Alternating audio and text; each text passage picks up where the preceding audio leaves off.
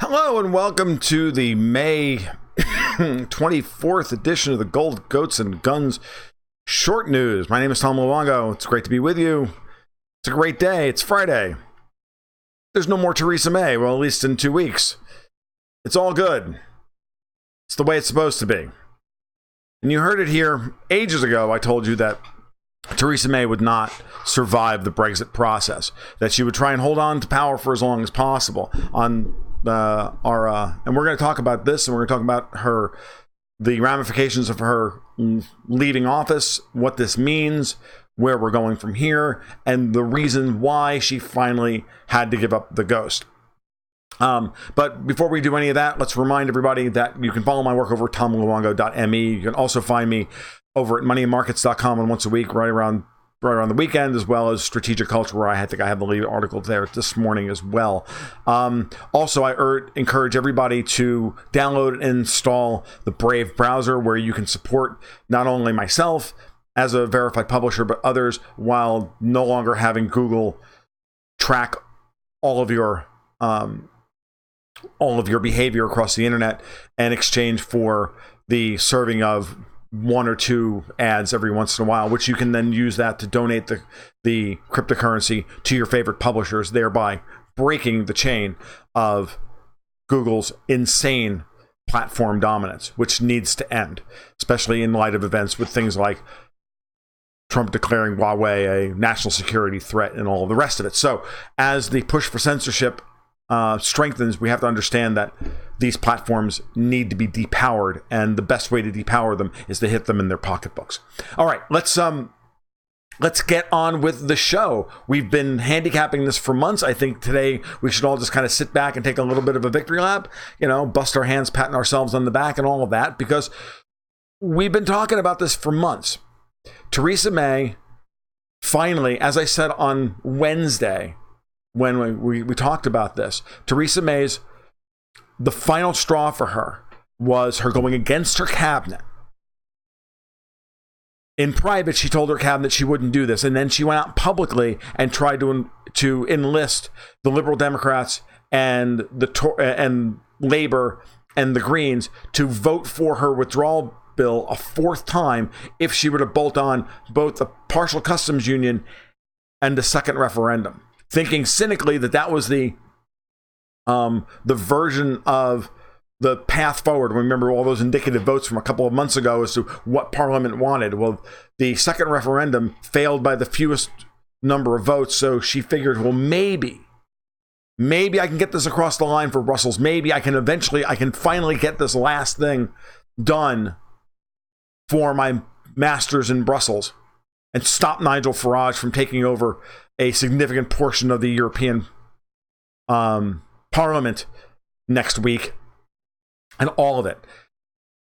And that was the final straw.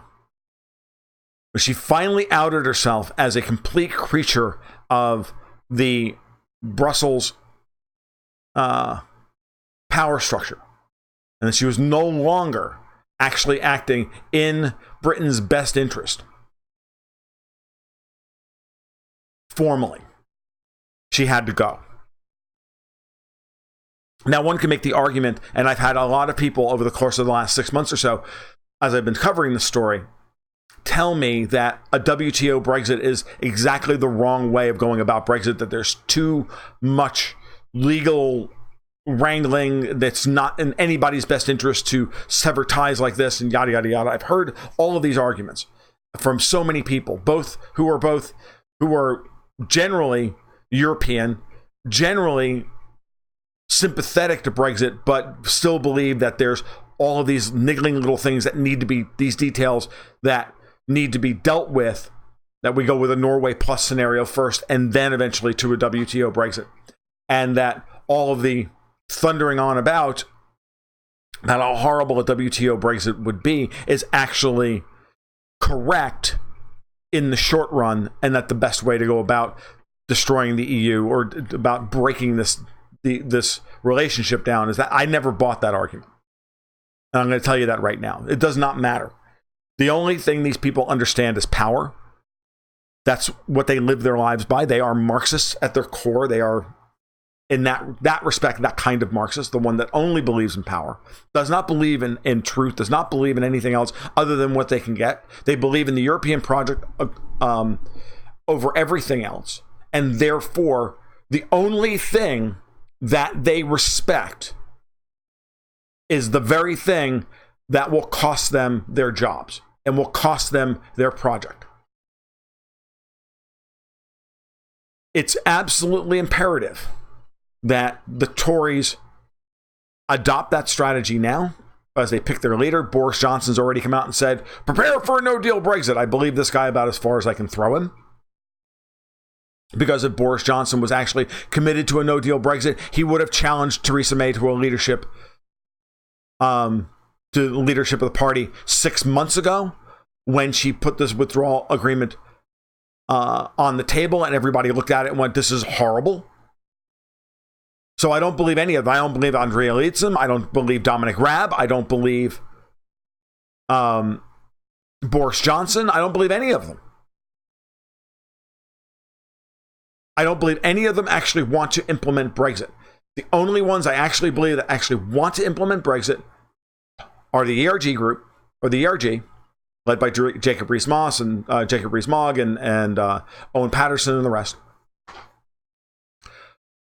But they don't have the political will or passion or any of it to do it right. They've already proven themselves to be political neophytes and political amateurs. They don't have a good sense of what's happening. Their best bet is to stay committed within the Tories during the leadership struggle, during these next 6 months or 5 months now, between now and Halloween. And then as we get closer to a general election, they should all declare themselves, depending on how how everything breaks, they should declare themselves as switching parties to the Brexit party, shift their allegiance behind Nigel Farage, and tell the entire Tory leadership to go scratch. That's what the ERG has. That's their political power at this point. That's the only card they really have, is the ability to take their very safe seats, because they're the ones that come out here smelling like a rose. They're the ones that come out, for the most part, not completely, but for the most part, they come out looking the best because they held the line on Brexit.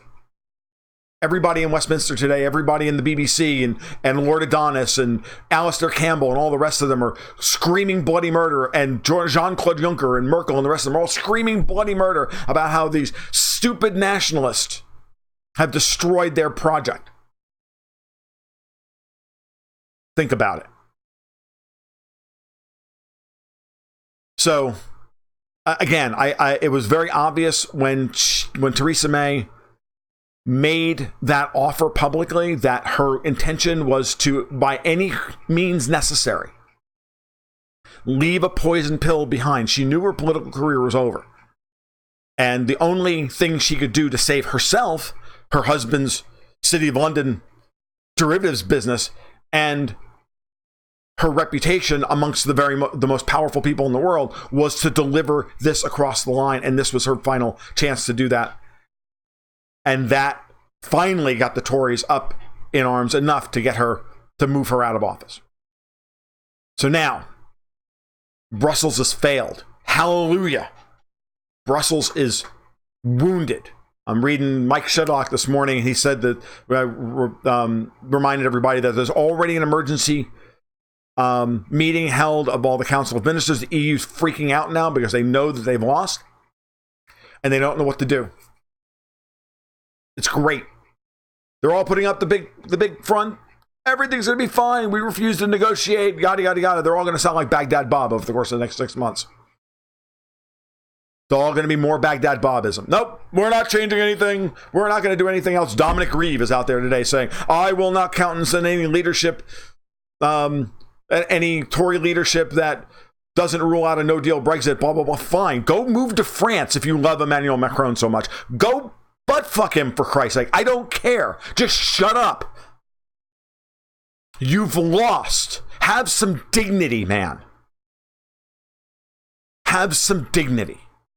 They can't do it. They're going to fight until the end. These globalist sons of bitches are going to fight until the very last to get this thing across the line. They will not give up on their dream of a USSR of Europe. They will not give up on it.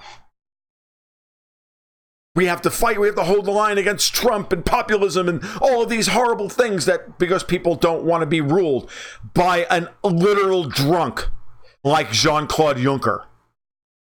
Like they don't want to be ruled by a vicious, vindictive ex-Stasi agent like Angela Merkel. They can all see it, how vile these people are. I can't wait to see the final results. We're going to talk about polling here in a minute. The final opinion poll out of the UK had the Brexit Party at 38%. Those numbers will be low. Farage is going to take 45% of the vote on Friday. El Vaquero reminds us that the USSR of Europe, no, they're thinking much larger than that. I know they are. They can't even get their own house in order. So Brussels has failed. Farage is going to take between 40 and 45% by the time the votes are counted on Sunday. As long as everybody voted in pen. I love that stuff. Everybody bring a pen to the polling station because if not, they'll give you pencils and they'll blot out your vote and remark it. I love that. Jeremy Corbyn, by the way, he's doing his part as well because he knows there's two things going on with Jeremy Corbyn. This is where I disagree with Mike Shedlock. Mike says today, and I'm going to read something from him real quick, so pardon me, but Jeremy Corbyn wants a new election, says Mike. At his first opportunity, we'll call a confidence vote. But will that be before or after a hard Brexit? So what he's thinking is that he doesn't believe that Corbyn will want. He believes that there's too much risk in Corbyn calling for a no confidence vote now, and that it might not even pass. And then even then, he might not. It might not even pass, and so there's two-sided risk for him. I don't believe that. I believe the best chance for Labour to get control of the Parliament is right now, because of this poll right here that I'm about to show you. So this is the latest Westminster voting intention. So for the next Labour, for the next general election, you'll see that Labour's at 26, the Brexit Party at 25, the Conservatives at 22 and falling, Liberal Dems at 12, the Greens still have no national support, neither does UKIP nor the Cucks. So understand that the Brexit Party will continue to surge here. This isn't about this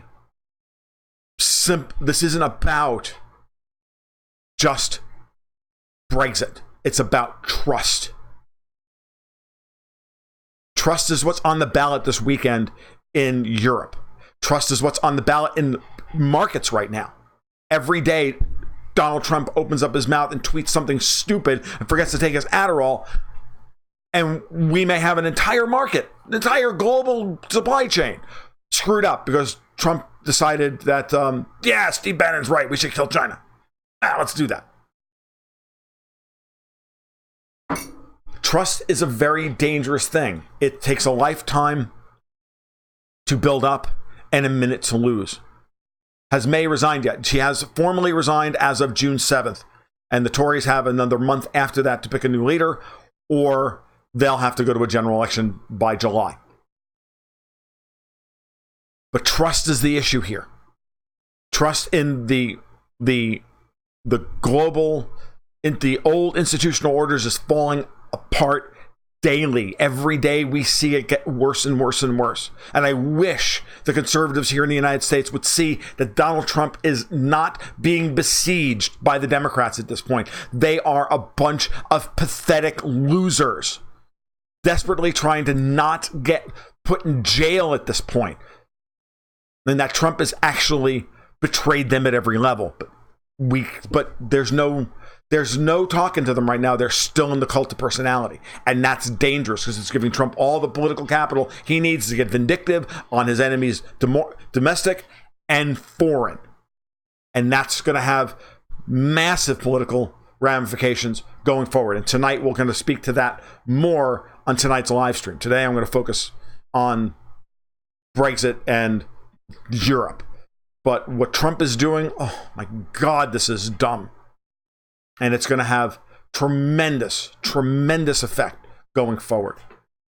So I don't agree with Mike that Corbyn's not going to try and go for a general election for two reasons. One, because this is his best chance of becoming prime minister.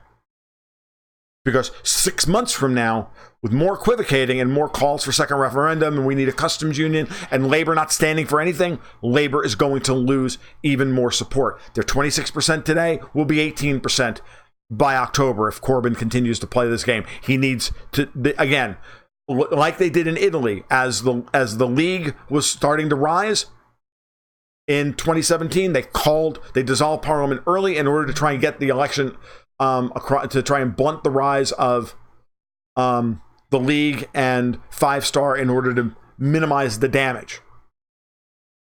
The elections were held 2 months early. They did the same thing in they're trying to do the same thing in Ukraine. It didn't work. They tried in that case to extend it out. Merkel in Germany extended her the election out to the very last possible day in order to try and bring her poll numbers back up 2 years ago. This is the way this works. Okay, and they're desperate to try and call elections as quickly as possible before they lose support. Okay. That's the first reason. The second reason then is then there can be an internal challenge to Jeremy Corbyn once Labor's won and get him ousted from power and put a staunch deep state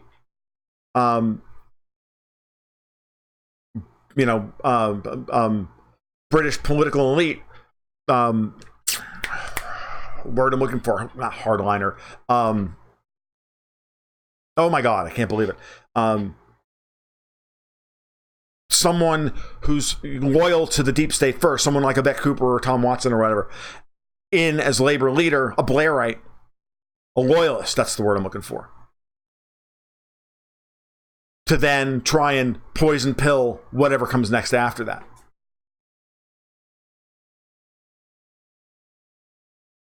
So I think those are the two main reasons why Corbyn is going to try for a leadership challenge.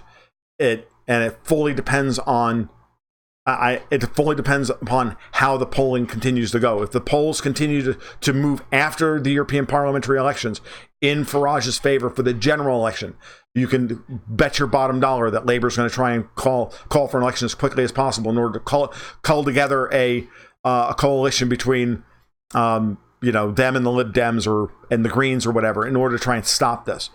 Also, to keep the Conservative vote from collapsing completely. Because by October, could be very, very ugly for the Tories. Okay?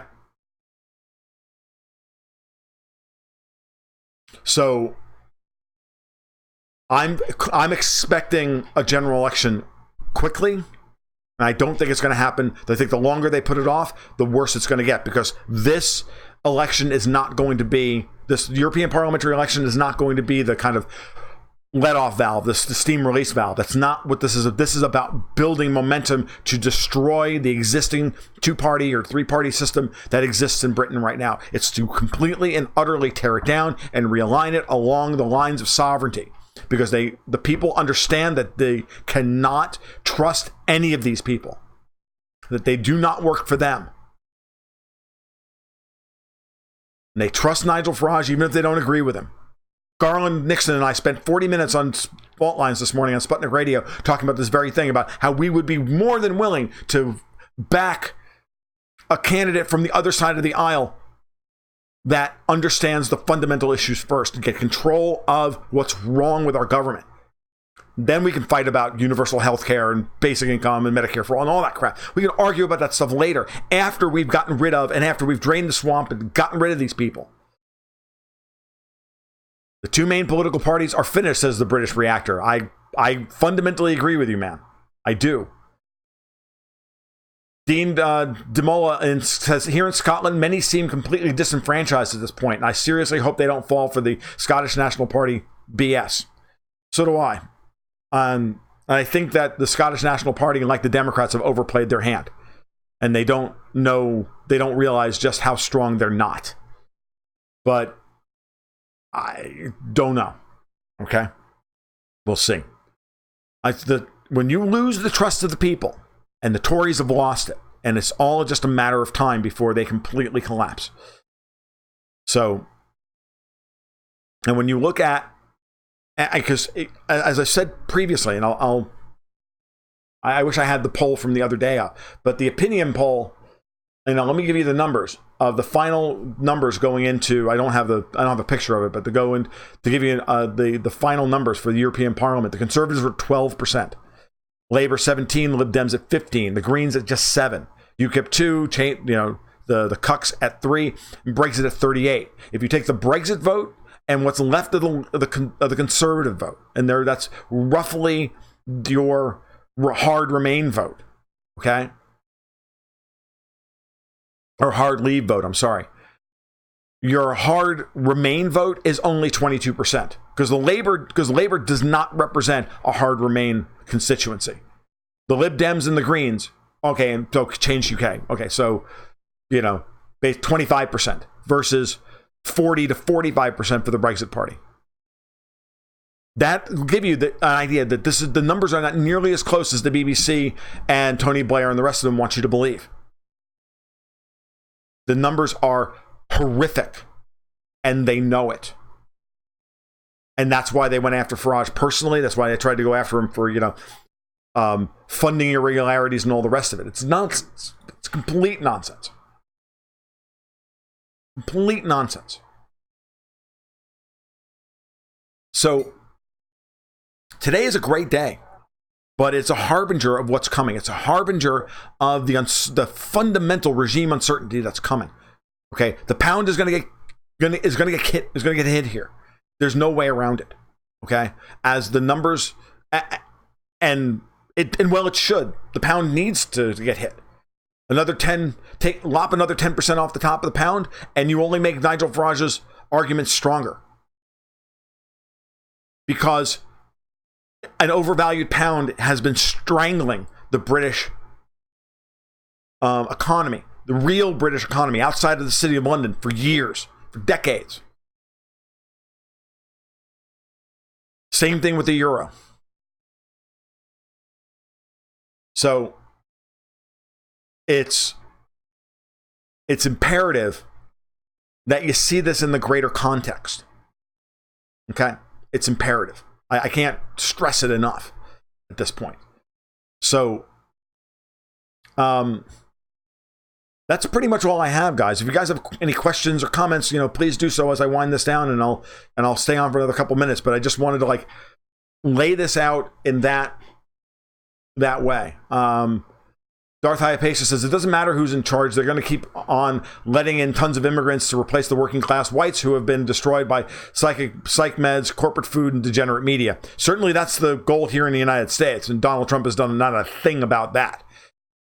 I know that Nigel doesn't believe in that. But I don't know. You have to understand, though, I agree with you, Darth Hypatia, but at the same time, you have to remember that it's a long struggle. It's not just, you voted, give me my country back. It doesn't work that way, obviously. The Brits are learning that lesson now. And the United States is having to learn that lesson the hard way as well. But our system doesn't allow for rapid change. New parties to be created out of whole cloth and then be able to challenge for elections. We have onerous and disgusting ballot access laws.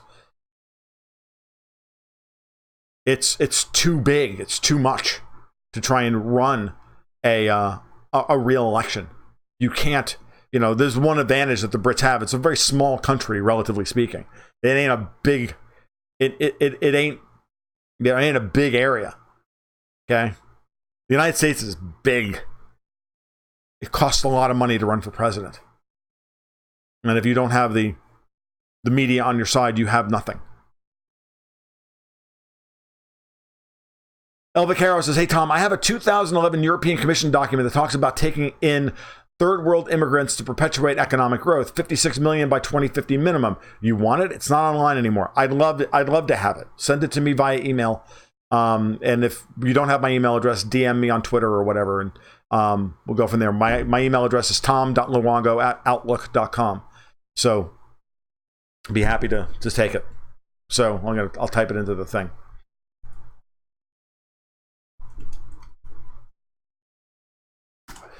Fire Bolton, stop listening to Bannon's crazy Chinese felon Trump. I agree. So it's to change American politics fundamentally from the ground level up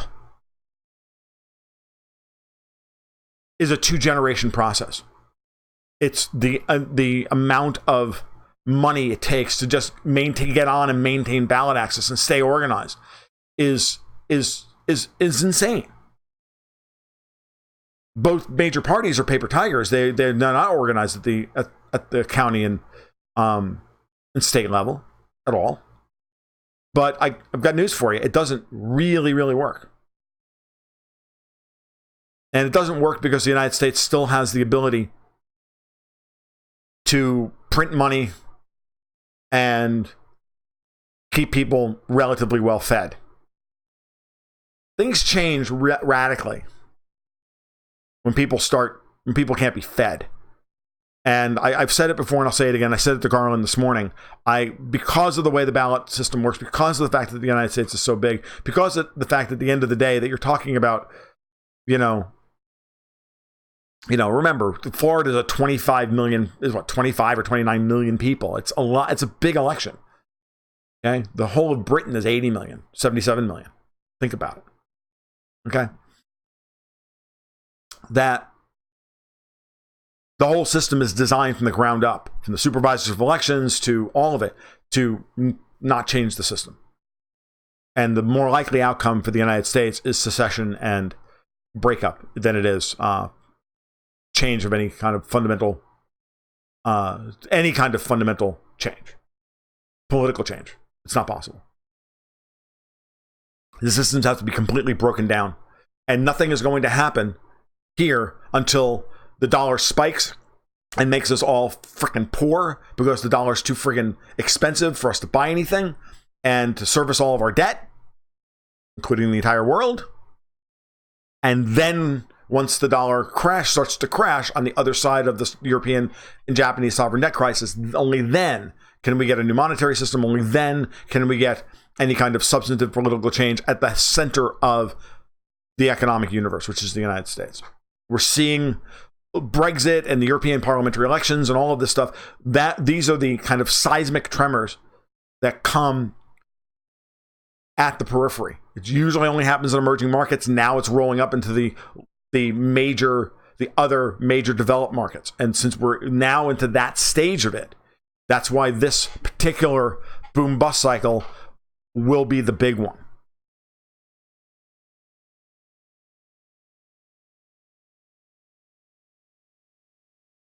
I wouldn't want to be in a large urban area if our just-in-time supply chains start to break down. I agree with you, El Picaro. Thank you very much, Shane, for the very kind compliment. All right, guys, if you like what you heard today, please give a like and subscribe down below. If you can find it in your heart to support the channel, you can either do so via Patreon, where you can sign up for the Gold, Goats, and Guns newsletter, or you can make a donation via either Brave or PayPal or anything. All the links in the description down below. I take cryptos. I take anything. I'm not shy. And you can support Gold, Goats, and Guns and myself by hitting the Cafe Press store for some goat swag or whatever you want. I don't care. But anything you could do would be greatly appreciated. But the big thing is, let's grow the channel if we can. That would be fantastic. Reminder tonight, 8:30, be there, be squared, be a trapezoid, or be a rhombus. I'll be here for about an hour. We'll do it. We'll do this all again, and we'll focus on something. We'll focus on a different issue of the day, and of course, every Monday night at 8 p.m. as well. You guys have a great afternoon. You take care. You be very well. Keep your stick on the ice.